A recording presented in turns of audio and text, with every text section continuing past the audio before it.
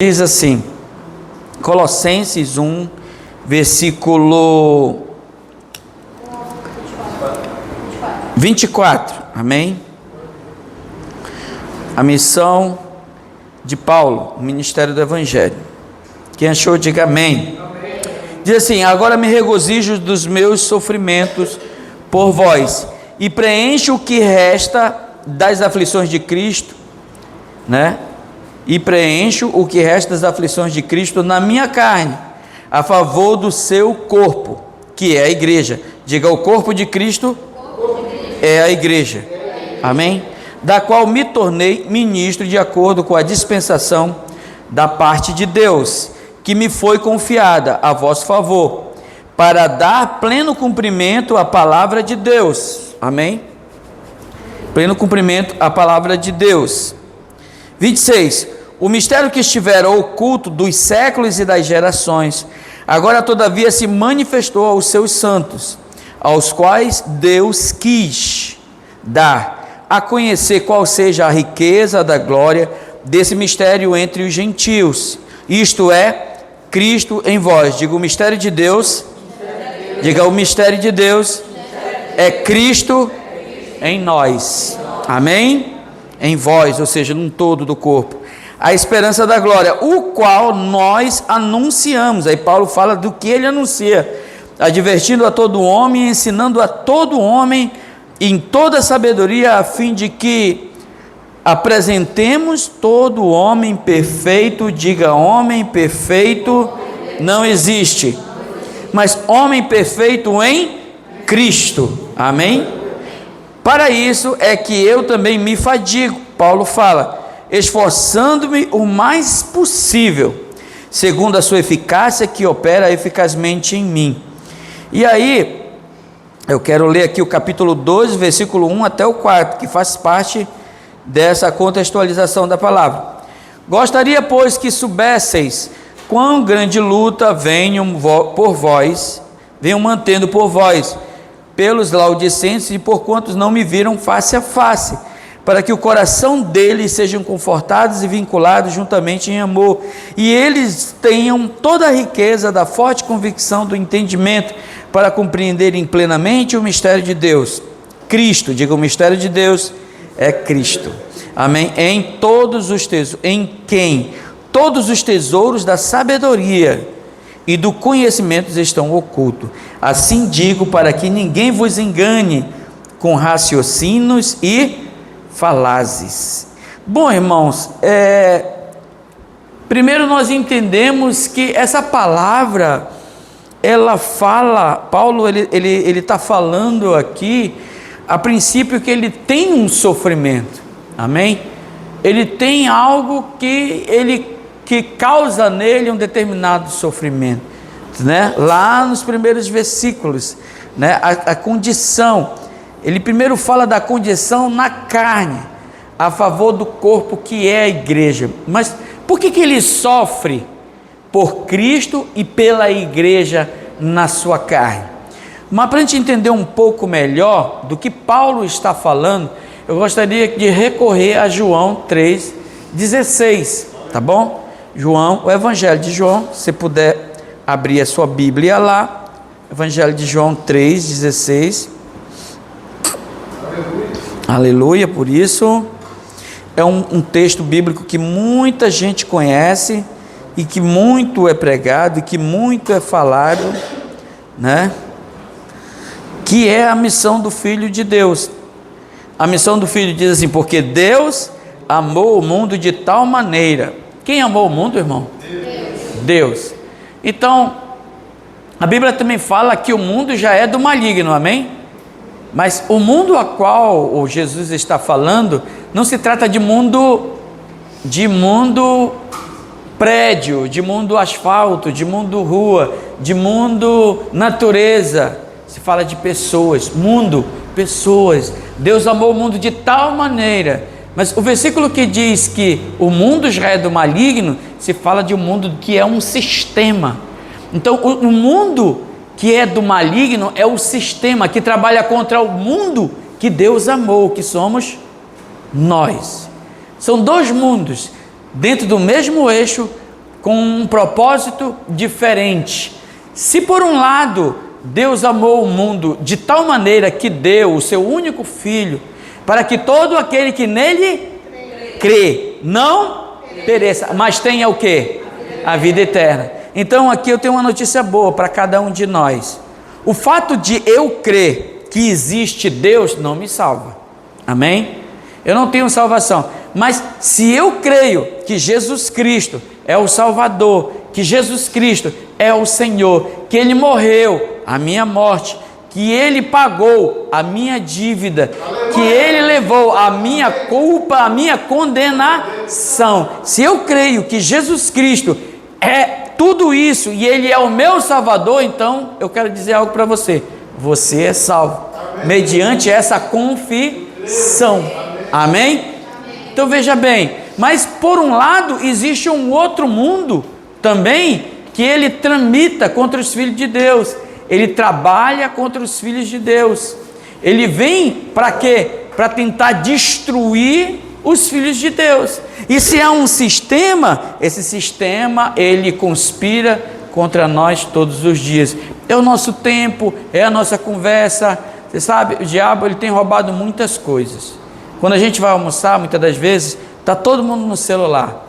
Por quê? Porque você está almoçando com o mundo digital. Amém? Você não está conversando ou almoçando com o mundo que Deus amou, que é a pessoa que está na tua frente, que você está lanchando, que você está conversando, que você está tomando um café, que você está ali. Esse é o mundo que Deus amou. Mas o mundo que o diabo usa para destruir o mundo que Deus amou é o sistema. E a gente precisa entender, e Paulo fala assim, eu sofro, eu carrego no meu corpo as marcas de Cristo, e preencho com o resto de sofrimento. Ele sofre, e ele sabe que o sofrimento dele não vai mudar em nada a salvação do homem, mas ele diz que ele sente como se estivesse completando.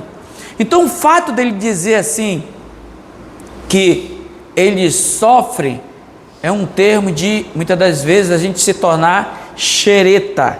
Lá em Manaus, a gente usa a expressão xereta, para quem vira e mexe está entrando na vida de alguém. Às vezes Paulo ele se tornava xereta. Ele estava lá na cadeia, ele escrevia uma carta e mandava para os irmãos lá em Colossos. Se bem que Paulo mesmo nunca teve uma presença pessoal, né? Ele nunca tinha ido na igreja em Colossos, mas ele escrevia para que aqueles irmãos lá ficassem atentos. Então, da mesma maneira, eu estou aqui hoje. Eu estou falando para você, o Senhor, Ele te ama muito. Amém? Ele te ama muito. E você tem que ter a convicção de que isso é uma verdade absoluta. Versículo 17 diz assim, porque Deus enviou o seu Filho ao mundo. Não para quê, irmãos? Não para que julgasse o mundo. Diga, Deus enviou seu Filho, não para julgar o mundo, mas para que o mundo fosse salvo por ele. Então a gente observa que há um aspecto de que, irmão? Salvação. O mundo deveria ser salvo. E muitas das vezes o evangelho ele não é pregado para salvar pessoas. Amém? Existe preletores, pastores, e eu não quero entrar em detalhes de nomes, de placas, de ministério, de nada, mas existe pessoas, né, no segmento cristão, evangelho, gospel, que usa a palavra para condenar. Mas o Senhor diz aqui em João 3,17 que Ele enviou o Filho dele não para julgar o mundo, mas veio para salvar o mundo. Aí ele diz, no versículo seguinte, 18, quem crê nele, quem crê em quem? Cristo, não é julgado. O que não crê, já está julgado, porque não crê no nome do unigênito Filho de Deus. Irmão, isso aqui é muito importante para nós. Veja bem, eu preciso que você entenda isso. Se a palavra de Deus, ela diz que se eu creio, eu estou salvo. Se eu creio, eu estou em Cristo Jesus. os meus pecados foram perdoados, então eu fui liberto. Mas se eu não creio, eu não serei julgado, eu já estou julgado, entendeu? Porque o mundo, ele foi julgado, ele foi condenado ao inferno. O mundo e as pessoas que não creem que Jesus Cristo é o Filho de Deus e que não creem que Ele é o Salvador do homem, esse mundo não será julgado, ele já está, amém? O termo aqui é muito claro, ele está, nós estamos falando de presente. Desde aquele tempo ele já falava do presente, está julgado. Então não existe muro da indecisão, o muro já é o outro lado. Então, muitas das vezes se prega que se você não aceitar Jesus, você vai para o inferno, mas não prega o amor dele pela pessoa.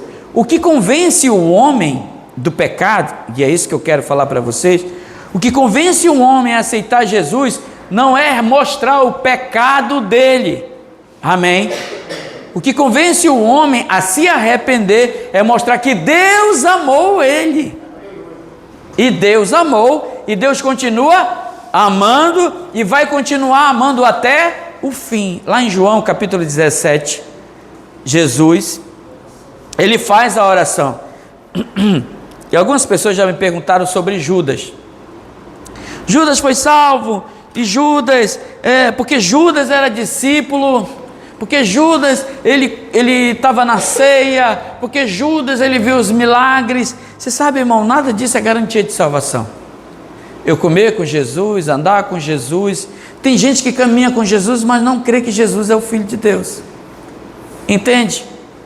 Amém? Eu mesmo já vi vários vídeos que muitos judeus, eles dizem assim, Jesus é um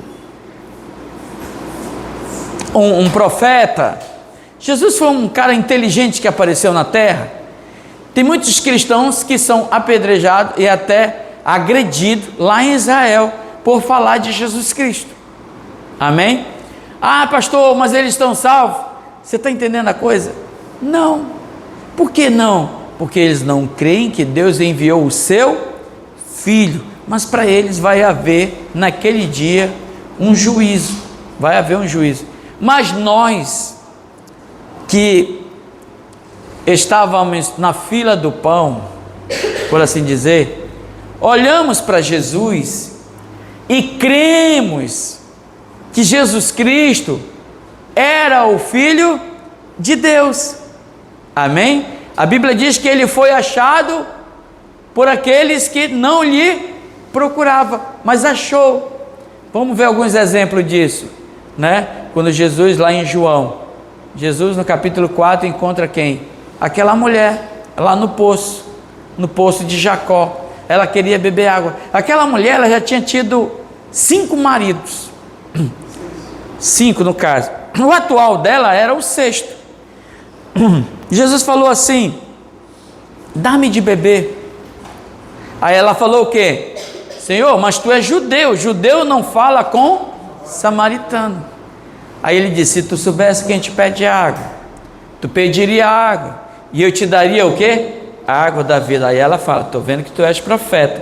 Ela já mudou a visão. A primeira visão, ele era judeu. A segunda visão, ela disse, estou vendo que tu és profeta, né? Aí ele fala assim, dá-me de beber. Aí ela fala, não Senhor, o judeu não se fala, se tu soubesses quem é, estou vendo que tu és profeta. E a conversa continuou, e o Senhor Jesus fala o seguinte para ela, vai, chama o teu marido. Ela disse, Senhor, não tenho marido. Aí Jesus fala que tiveste 5, dissestes bem, né? Tiveste 5, e o que tu tem, que é o 6º, não é teu, era de alguém, né? Aí ela ficou mais espantada ainda. O interessante é que Jesus em nenhum momento chegou dizendo assim, sai daqui, sua nojenta, sai daqui, você não vale nada, você já se prostituiu com muitos homens, e você precisa de ser... Foi assim que Jesus falou? Não. A cada pergunta que ela fazia, Jesus ia só mostrando, e Jesus falou assim, dissestes Bem, não tenho marido, porque o que tu tem não é teu. Amém? Mas Jesus era o 7º homem que estava entrando na vida dela. O mistério de Deus é Cristo em nós. Cristo entrando em nós. Cristo entrou na vida daquela mulher.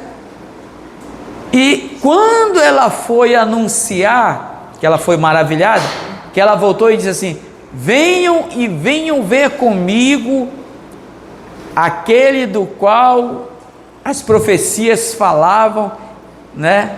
Ele é o Cristo. E ela traz uma multidão até Jesus. Então, nós devemos anunciar Jesus dessa maneira. Não é apontar o dedo em ninguém, mas é dizer: ei, Cristo transforma a tua vida.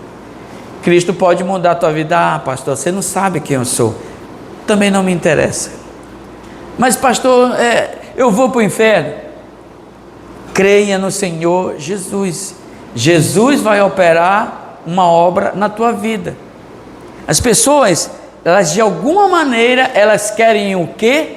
Elas querem comprar. Irmão, se fosse bom comprar nossa salvação, a gente daria um jeito de pagar. Daria ou não daria? Se você soubesse que a salvação fosse 10 mil reais, um exemplo, isso muita gente já teria pago. Talvez por uma quantidade de pessoas bem pobre, seria impossível, né? Vamos botar aqui $1 trilhão, né? Poucas pessoas seriam salvas, na verdade. As pessoas, elas querem pagar um preço para ser salvo. Mas entenda algo nessa noite: a salvação, ela é um dom. O que a palavra de Deus significa dom? É um presente. É Deus dando para quem não merece. A gente só dá presente, nós só damos presente para quem merece. Não é assim? Ah, eu vou dar um presente para aquele... Não, aquele irmão ali é chato demais, não vou dar não. Aquele outro ali merece. Vou dar um... Não é assim que nós somos? Sim ou não? Somos assim. Por quê? Porque não somos... nós não permitimos a graça de Deus transbordar em nós. Quando a graça de Deus transborda dentro de nós, ela explode dentro de nós como um rio, você abençoa quem não merece. É aí que você entende o que é a graça. E Paulo está dizendo que ele carrega na carne dele, a favor do seu corpo, que é a igreja, as marcas de Cristo. Ele traz no corpo dele o sofrimento de pregar a palavra de Deus. Então, quando nós pregamos para alguém que está lá fora e dizer assim: o Senhor Jesus te salva. Essa semana, agora ontem, eu preguei para um casal no carro. Peguei lá do Ponta de Pedras para cá. E aí na corrida, a pessoa falou para mim: você é crente? Eu disse: sou. Por quê? Porque eu percebi. Eu falei para você, não falei? Sim, você falou. Eu também percebi. Mas o que vocês perceberam? Não sei te dizer. Mas algo me falou que você era crente. E eu comecei a falar. Aí a pessoa falou assim: eu sou afastada. Eu me afastei do Senhor. Eu disse: mas o Senhor nunca se afastou de você. Aí outro falou: eu estou desviado. Não, desviado é o diabo. Você nunca desviou. Você é uma ovelha perdida e precisa ser encontrado. E eu comecei a pregar o evangelho. A gente chegamos aqui tão rápido, findou, que quando estava terminando a corrida, eu estava orando, apresentando o Pai.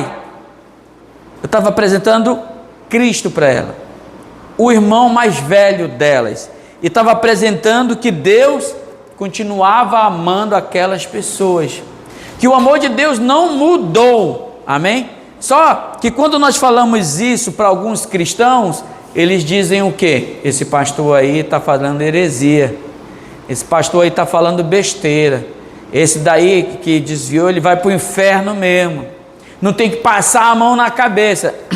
Então, em vez de você cativar, trazer a pessoa para Cristo, falando de Cristo, A pessoa acaba falando dos pecados e afastando ela de Cristo. Amém? Então a religião é uma praga dentro da igreja. E Paulo estava combatendo isso. Paulo ele estava dizendo claramente: vocês precisam ter convicção. Vocês precisam sofrer por conta disso, para que uma pessoa ela seja salva.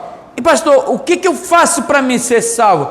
Você não faz absolutamente nada para ser salvo. Ah, pastor, eu acho que você está pisando na bola. Não faço nada, não há obra nenhuma que você possa fazer para que você seja salvo, porque ser humano nenhum consegue ser salvo sozinho. O que você precisa entender é que Jesus Cristo é o Filho de Deus, que morreu no seu lugar, amém?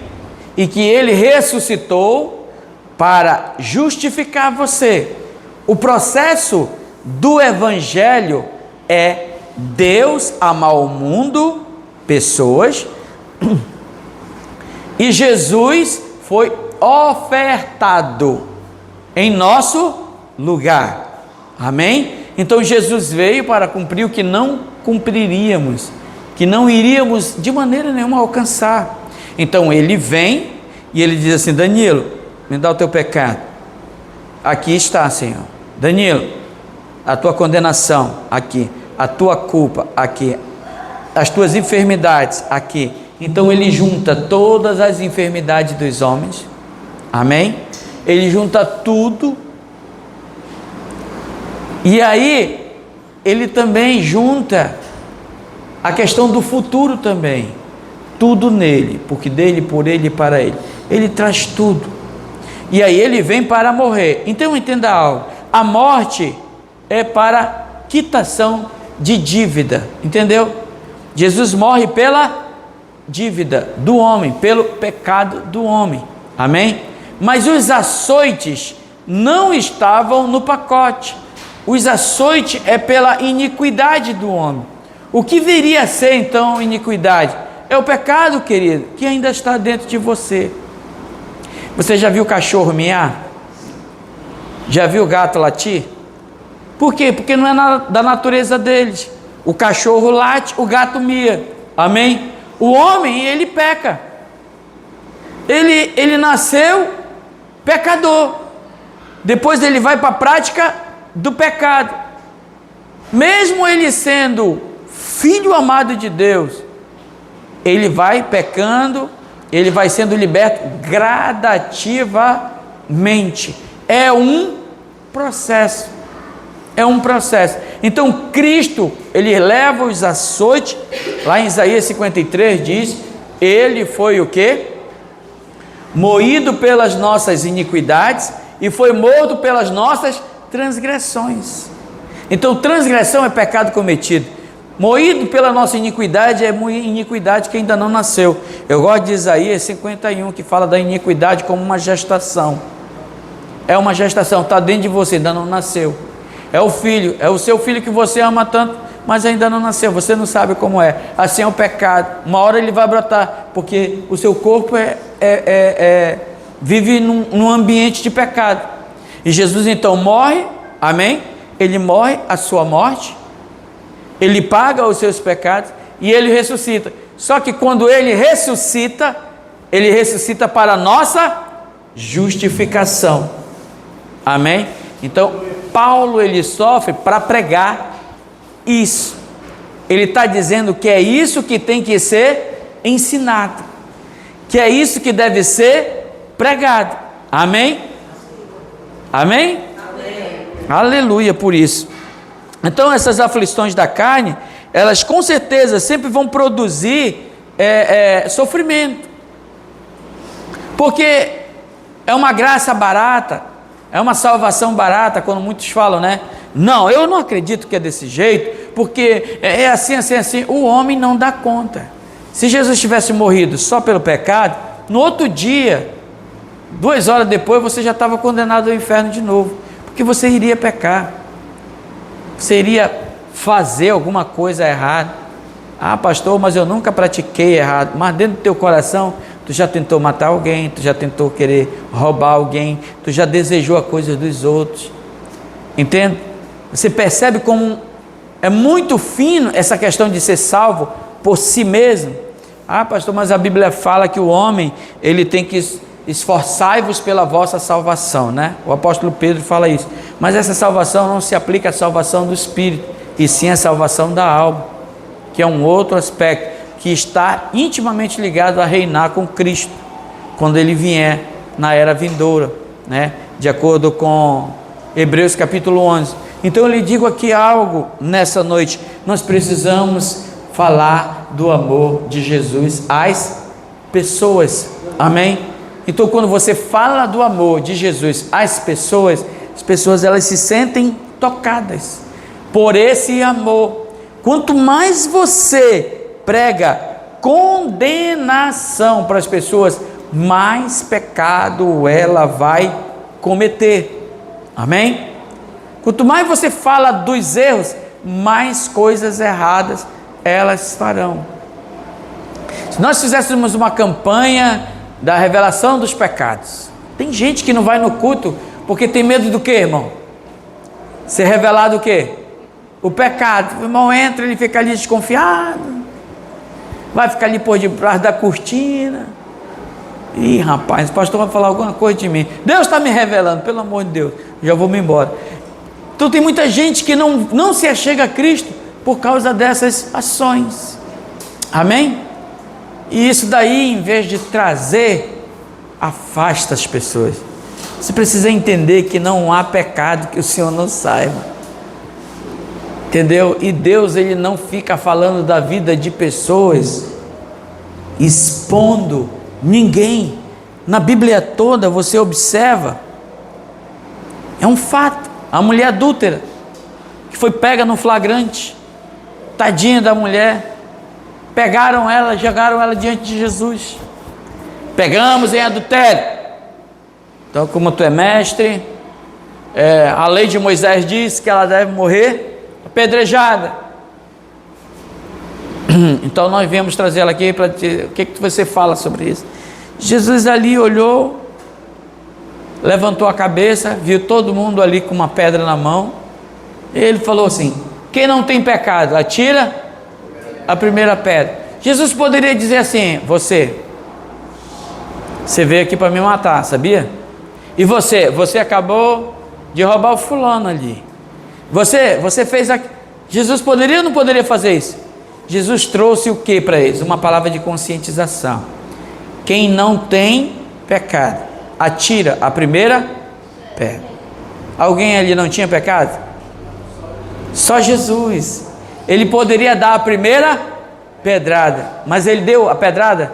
Não, porque ele está mostrando para nós claramente que apontar o erro não é evangelho, mas mostrar para a pessoa o que? A direção, que é Cristo. Quando você mostra Cristo para as pessoas, ela se desmancha.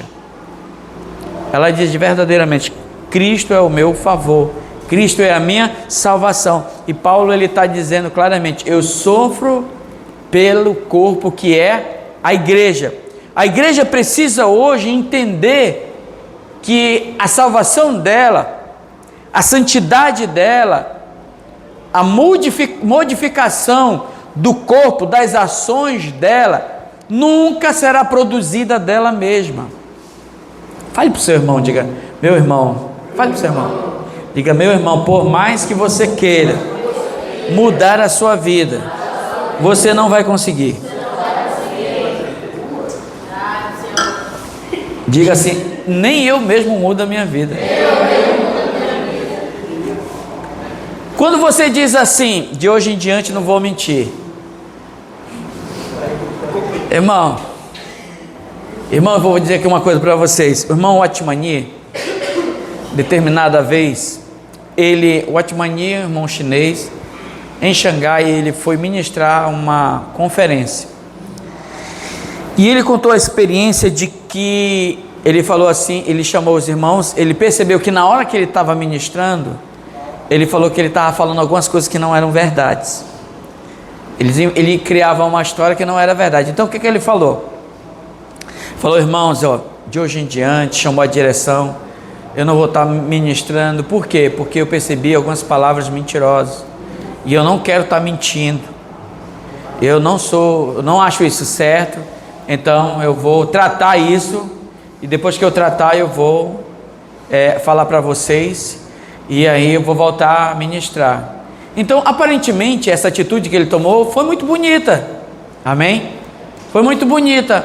E ele foi para a casa dele, e aí aconteceu um problema, colega. Qual foi o problema? Que agora, depois que ele falou que ele ia parar de mentir, ele duplicou a porção de mentira. Ele começou a mentir mais. E ele foi orar ao Senhor.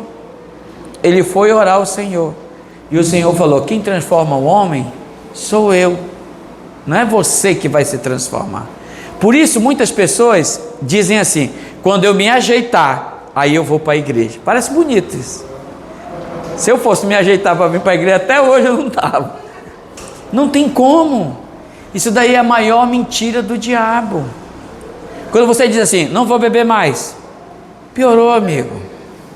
É aí que você vai encher a lata. Ah, quando eu parar de enganar os outros, não vai piorar.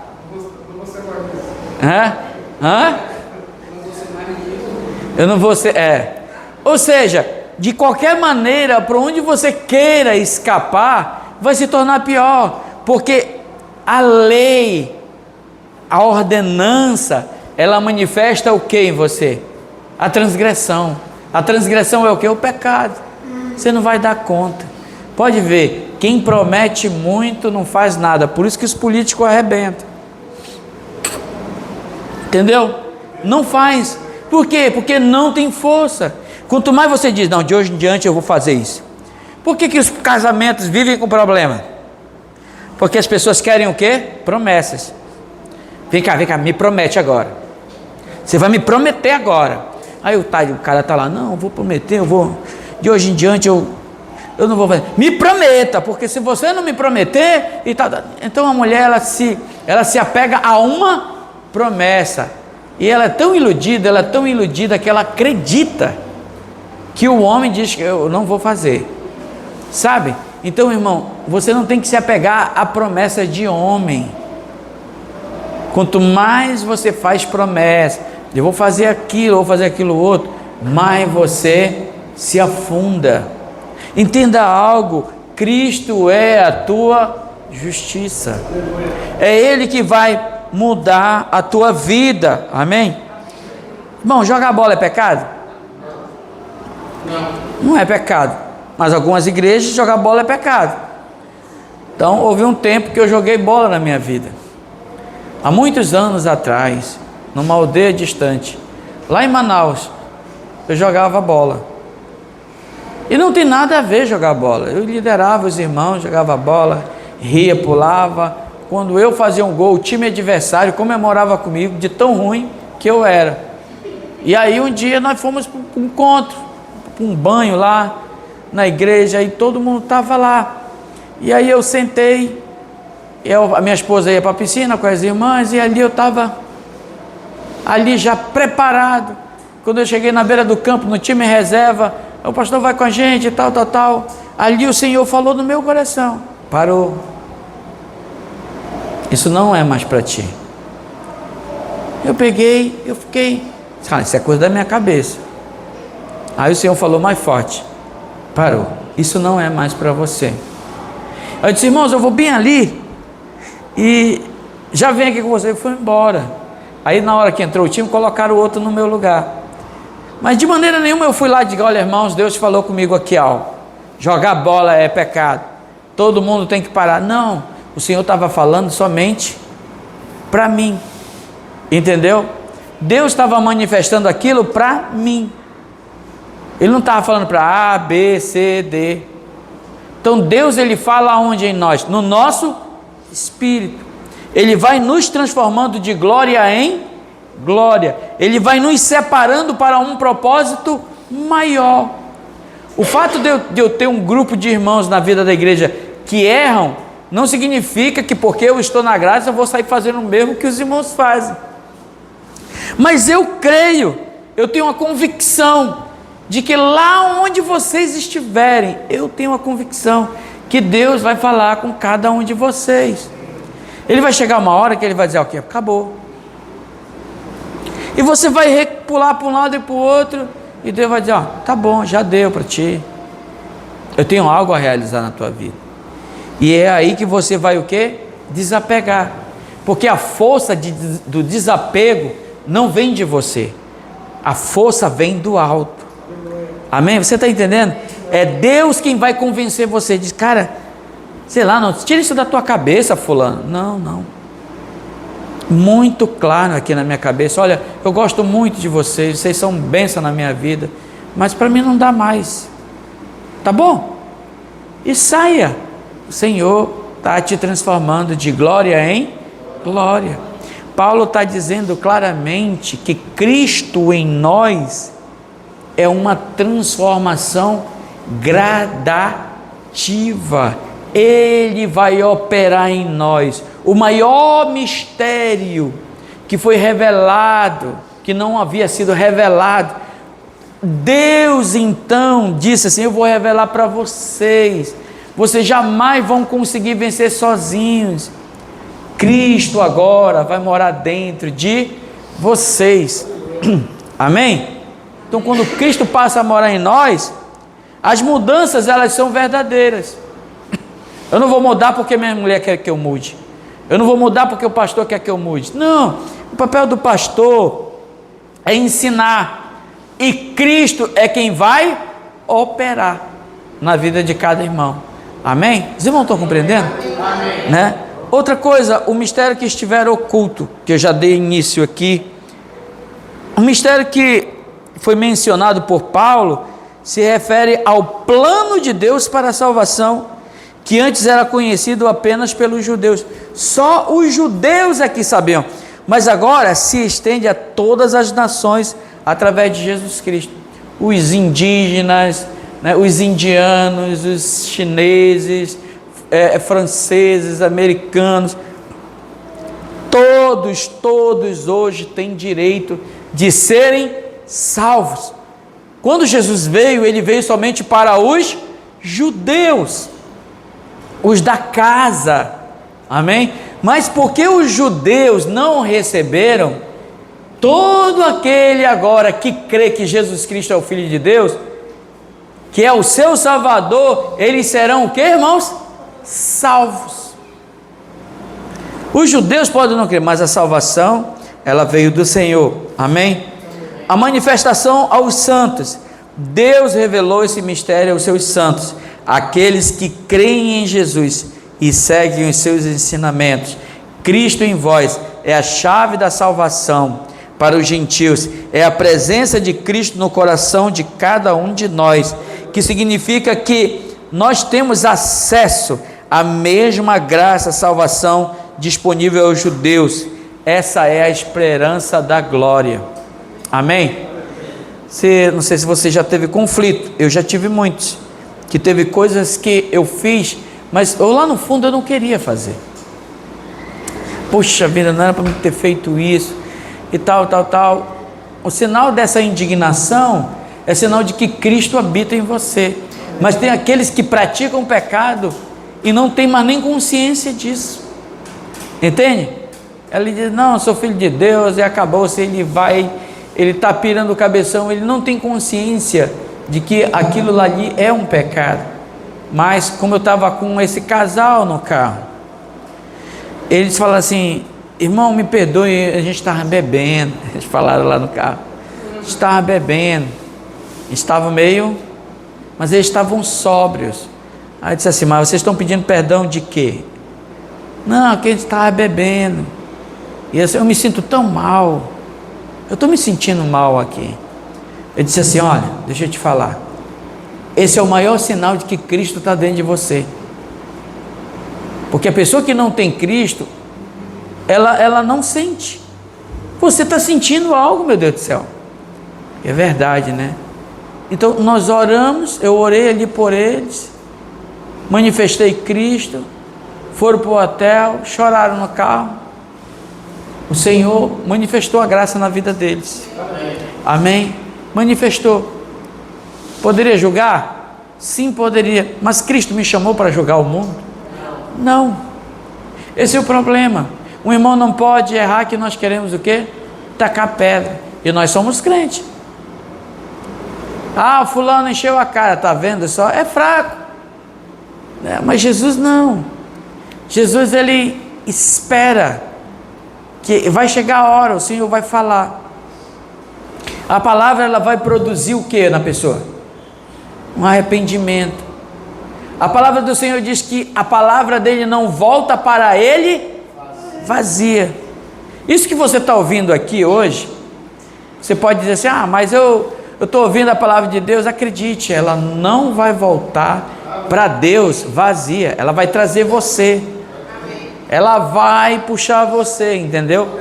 Então, se eu sou um pastor e não creio nisso, a minha fé está errada, entendeu? O pastor, ele precisa crer, ele precisa entender que o operar de Deus vem pelo ouvir a palavra. E palavra de quem? Palavra de Deus. Quer que uma pessoa seja transformada? Venha bêbado mesmo para o culto, vá bêbado mesmo para a célula. Eu errei, eu acabei de brigar com a mulher, pastor. Vá mordido com a sua mulher para a célula.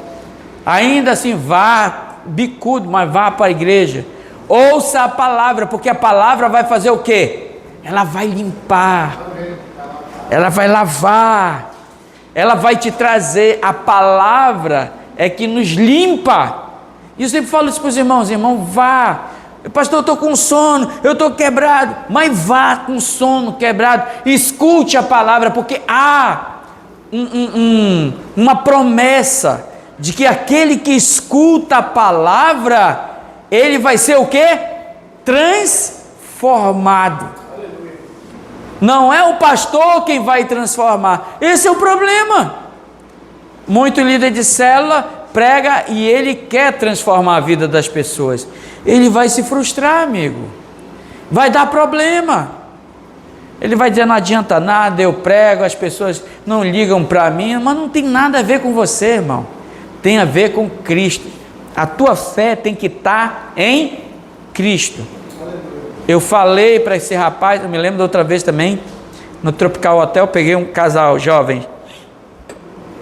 E casal jovem, o rapaz falou assim: moço, me leva numa drogaria urgente aqui, que a minha noiva, ela tá com uma dor aqui terrível na cabeça e tal. Eu digo, olha, você aceita uma ajuda? Qualquer ajuda é bem-vinda, eu posso orar? Aí ele ficou me olhando. Ninguém rejeita uma oração. Você está entendendo o negócio?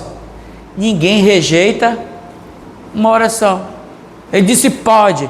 Eu disse, meu Deus, está aqui essa jovem, eu não sei quem ela é, esse rapaz, não sei. Mas, Senhor, eles pararam aqui nesse carro. Por que eles pararam aqui nesse carro? Tem algo a revelar na vida deles. Em nome de Jesus, o Senhor levou sobre si as nossas enfermidades, e sobre as tuas pisaduras nós fomos o quê? Sarados. E a salvação, a cura, o milagre é para quem não presta, é para quem não merece. E eu declaro, Senhor, que por mais que essa moça não mereça ser curada agora, que o Senhor venha curar ela. Deixei na drogaria, já tinha passado a dor. Ou seja, não é sobre mim, é sobre o quê? A palavra. Eu preciso crer nessa palavra. E Paulo, ele vai deixando claro, cada vez mais claro, que a esperança da glória é Cristo em nós. O mistério que estava o quê? Oculto, agora ele foi o quê? Revelado. Aleluia. Sabe, irmão, Cristo está em você. Amém. Feche seus olhos agora e faça uma oração comigo. Diga assim: Senhor Jesus, eu creio que Tu és o meu Salvador. Tu morreu na cruz a minha morte. Tu morreu na cruz para me salvar. E eu creio que Tu és o Salvador da minha vida. Diga: Senhor Jesus, o Senhor ressuscitou para me tornar justo. E eu creio que eu sou justo por causa da tua justiça. Essa é a oração. Amém. Agora, você crê nisso que você falou? Então, Cristo agora, Ele está aonde? Ele está onde, irmão? Em nós.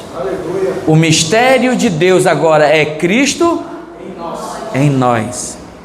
Você pode dizer assim: ah, pastor, eu vou terminar o culto, o pastor não vai me ver. Não tem problema, eu não preciso lhe ver. Na verdade, eu não quero nem lhe ver. Eu quero que você vá lá para o seu restaurante, você vá comer, você saia para algum lugar. Cristo agora está dentro de você. E está tudo bem, eu estou em paz. Entende? Essa é a minha fé. Mas eu vou lhe falar alguma coisa. É um negócio doído, viu? Se pregar a palavra para alguém, e aí você diz assim: meu Deus, o que vai acontecer? O que eu tenho que fazer? Eu vou atrás de alguém, eu vou ter que fazer alguém, eu vou ter que visitar alguém, eu vou ter... Isso é um desespero que cai na cabeça do pastor, de todo pastor. Mas ele precisa entender que ele precisa crescer em fé, ele precisa crescer no Evangelho. Crescer no Evangelho é crer. Eu creio, meu Deus do céu, que para cada pessoa que passa por mim, não passa em vão.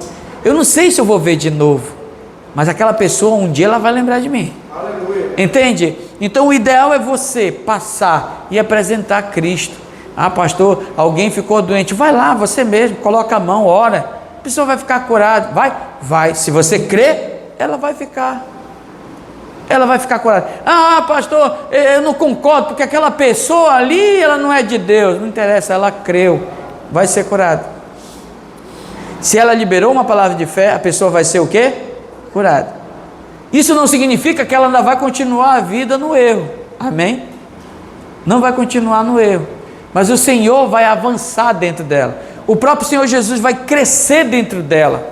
Me lembro de um testemunho de uma pessoa, já falei aqui outra hora, mas quero reafirmar esse testemunho. No interior, um certo interior desse, um grupo de irmãs do Círculo de Oração estava orando na casa de uma irmã que estava com câncer, e eles estavam orando. E lá nessa oração, um irmão que estava distanciado, ele bebia, e o homem era um mentiroso de primeira. E ele estava na canoa dele. E Deus falou no coração dele: vai lá. Ele ficou assim: isso é coisa da minha cabeça, isso é coisa da minha cabeça. E ele foi. Sabe, irmão, nós não sabemos como trabalhar, mas Deus sabe. Você não sabe o caminho, mas Deus sabe. A Bíblia fala que o Senhor iria criar um caminho que nem os loucos errariam. Só para você ter uma ideia de como Ele sabe te levar para o caminho certo. Você pode estar perdido, mas Ele não se perde. E você sabe o que aconteceu? Ele foi, chegou, colocou lá, ficou lá na canoa lá, esperando. Aí saiu aquele monte de irmã. Ele falou que ele não ia orar lá, porque ele ia pegar muita paulada lá, mas ia detonar ele lá. E ele ficou lá na canoa dele. Aí as irmãs passaram por ele: Pai do Senhor, não, isso aí está desviado, isso aí. Aí ele ficou: amém, tal, ficou por ali. Aí ele ouviu a condenação das irmãs, que ele estava desviado, e aí ele ficou: meu Deus, era para mim ir. O Senhor falou forte: vai, quando você orar, ela vai ficar curada. Aí ele entrou na casa, aí ele falou o nome dela: fulana, eu vim aqui porque Deus me mandou aqui, eu vou orar por você, e Deus vai te curar. O cara pegou, começou a orar. Aí você sabe o que aconteceu? O Espírito desceu sobre a vida dele. Ele começou a chorar e começou a orar em línguas estranhas. E a senhora que estava com câncer começou a chorar e orar em línguas estranhas. E ela foi curada. Você sabe, ele contando esse testemunho, eu e minha esposa, a gente choramos na porta da casa onde a gente estava. Porque só acredita quem crê na graça. Quem crê que não é por obra. A gente crê que nos foi dado de graça. A salvação você não vende. A salvação você não faz uma obra para merecer ela. A salvação você tem que crer. E acabou. É só isso para você, mas para ele foi um preço alto. Cristo pagou o preço alto. Qualquer pessoa que crê que Jesus Cristo é o Filho de Deus, Salvador da vida dela, o Senhor escreve o nome dela no livro da vida e ela está salva. Foi assim com o ladrão na cruz. O que o ladrão fez na cruz? Ele já estava morrendo, gente. Senhor, lembra-te de mim quando entrares no teu reino. Não foi assim? Não foi? O Senhor falou, vai estar hoje comigo no paraíso. Me diz o que ele fez? Ele só creu. E ele foi salvo. Amém? Aleluia por isso. E quantos e tantos outros foram salvos? Muitos ainda precisam ouvir esse evangelho que eu estou falando aqui para você. Falar Jesus te ama e tu vai para o inferno, tem em todo lugar. Deus está me revelando o teu pecado. Me diz uma coisa, o que Cristo ganha revelando o pecado dos outros, meu Deus? Quem ganha é o diabo. O pecado, ele já foi o quê? Julgado na cruz. O sangue da cruz nos traz paz. Está nesse mesmo capítulo, nós compartilhamos semana passada. Nós temos paz por meio do sangue de Cristo. Amém? O sangue de Cristo é por nós. E Paulo ele fala aqui que nós devemos ter o quê? Convicção. Eu tenho que crer nisso. Eu tenho que crer. A riqueza da convicção. Versículo 1 ao 4 do capítulo 2. Como é que eu tenho convicção? Paulo ele diz assim: eu gostaria, pois, que vocês soubessem quão grande luta eu venho mantendo por vós, pelos laudicenses, porquanto não me viram face a face, para que o coração deles sejam o quê? Confortados e vinculados juntamente em amor, e eles tenham toda a riqueza da forte convicção do entendimento para compreenderem plenamente o mistério de Deus, Cristo em todos os tesouros da sabedoria e do conhecimento estão ocultos. Assim digo, para que ninguém vos engane com raciocínios e falazes. Tem muita gente que chega e fala assim: ei, vou falar algo aqui para você. Deus está me revelando assim. Um outro dia eu peguei uma pessoa no carro, uma corrida, e a pessoa falou, eu ia visitar o comércio do meu filho, e eu estava querendo uma corrida justamente para lá, e aquela pessoa falou: olha, ainda bem que você aceitou, porque eu tenho que ir para a oração, e eu vou na oração da casa da fulana de tal. Você ouviu falar? Eu nunca ouvi falar. Dirigindo, porque ela revela a vida dos outros, Deus fala com ela e fala com a gente. Isso é mesmo? Que maravilha, isso é muito bonito. Mas se eu te disser que eu tenho algo mais bonito do que isso para te falar, tu acredita? Se o quê? Você não precisa ir na casa dela para o Senhor falar contigo. Ele já está em você. É só você que não está entendendo. Como assim? Eu não estou entendendo. Eu comecei a pregar o Evangelho da Graça. Detalhe, a pessoa era crente, mas ela estava presa a quê? Dogmas, doutrinas e falazes. Eu poderia chegar aqui no culto e dizer: irmão, de hoje em diante os homens não usem mais bermuda, porque é do diabo. Os homens não podem usar, que mais, meu Deus, é tanta... boné, que é pecado do diabo. Amém? O homem também, ele tem que andar de calça e de camisa de punho, porque é assim que o homem de Deus tem que andar. Amém? As irmãs, amém. Tadinho, no outro dia os irmãos iam fazer conta aí, ia comprar umas calças para ali. As irmãs, nenhuma vai usar batom. As irmãs vão ficar horrível.